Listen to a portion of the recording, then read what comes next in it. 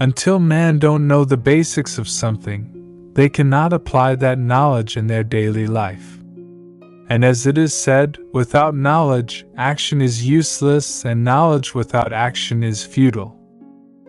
You may have experienced in your religious practices, or have seen other teachers and masters of different types of schools of thoughts and philosophies, that they instruct their disciples and followers to read aloud at least twice daily the statement of your desire for money, fame, peace, or enlightenment, and to see and feel yourself already in possession of your desire, which in organized religions it is called chants or mantra. By following the instructions, you communicate the object of your desire directly to your subconscious mind in a spirit of absolute faith. Through repetition of this procedure, you voluntarily create thought habits which are favorable to your efforts to transmute desire into its monetary equivalent. Nature has built man that he has absolute control over the material which reaches his subconscious mind through his 5 senses. Although this does not mean that man always exercises this control. In the great majority of instances, he does not exercise it, which explains why so many people go through life in poverty. Think of your subconscious mind like a fertile garden. If you don't plant good seeds, positive thoughts, weeds or negative thoughts will take over. Autosuggestion is a way to control this by intentionally feeding your mind positive and creative thoughts. If you don't pay attention, negative thoughts can easily grow in your mind. Autosuggestion is the agency of communication between that part of the mind where conscious thought takes place, and that which serves as the seat of action for the subconscious mind. Through the dominating thoughts which one permits to remain in the conscious mind, whether these thoughts be negative or positive, is immaterial. The principle of autosuggestion voluntarily reaches the subconscious mind and influences it with these thoughts. All sense impressions which are perceived through the 5 senses are stopped by the conscious thinking mind, and may be either passed on to the subconscious mind, or rejected, at will. The conscious faculty serves, therefore, as an outer guard to the subconscious.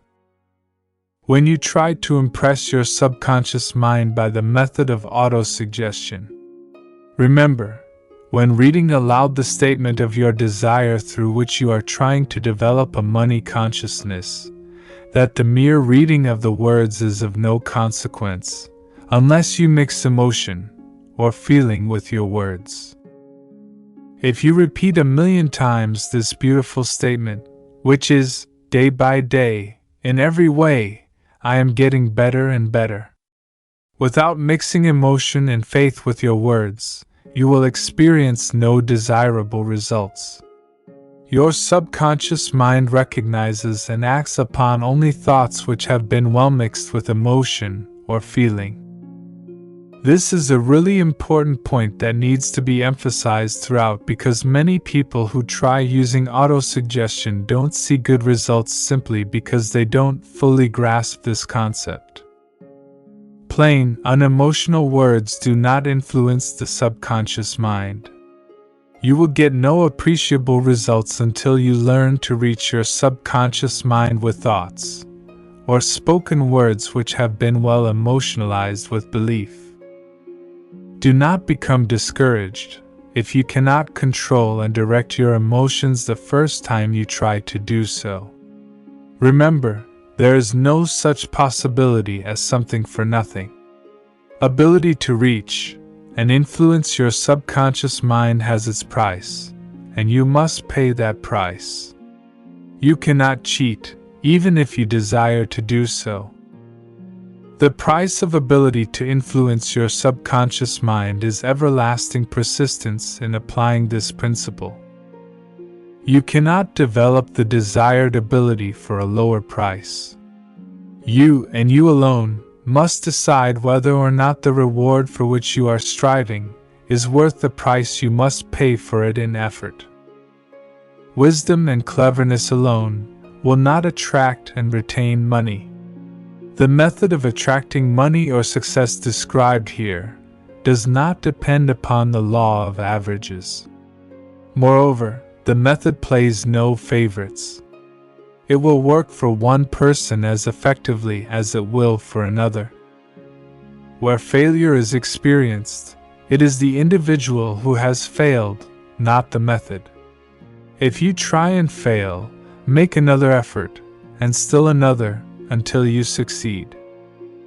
Your ability to use the principle of autosuggestion will depend, very largely, upon your capacity to concentrate upon a given desire until that desire becomes a burning obsession. Here is a most significant fact. The subconscious mind takes any orders given in a spirit of absolute faith and acts upon those orders, although the orders often have to be presented over and over again, through repetition, before they are interpreted by the subconscious mind. So, consider the possibility of playing a perfectly legitimate trick on your subconscious mind by making it believe, because you believe it, that you must have the amount of money you are visualizing, that this money is already awaiting your claim. That the subconscious mind must hand over to you practical plans for acquiring the money or the money itself. Hand over the desire to your imagination and see what your imagination can or will do to create practical plans for the accumulation of money through transmutation of your desire. Do not wait for a definite plan through which you intend to exchange services or merchandise in return for the money you are visualizing, but begin at once to see yourself in possession of the money, demanding and expecting at the same time that your subconscious mind will hand over the plan or plans you need. Be alert for these plans, and when they appear, put them into action immediately. When the plans appear, they will probably flash into your mind through the sixth sense, in the form of an inspiration. This inspiration may be considered a direct telegram, or message from infinite intelligence. Treat it with respect, and act upon it as soon as you receive it. Failure to do this will be fatal to your success. Do not trust your reason when creating your plan for accumulating money through the transmutation of desire. Your reason is faulty. Moreover, your reasoning faculty may be lazy, and if you depend entirely upon it to serve you, it may disappoint you. When visualizing the money you intend to accumulate, with closed eyes, see yourself rendering the service, or delivering the merchandise you intend to give in return for this money. This is very important.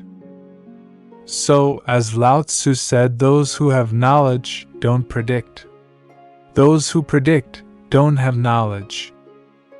It is our wish and our blessing that things you never thought possible will happen to you.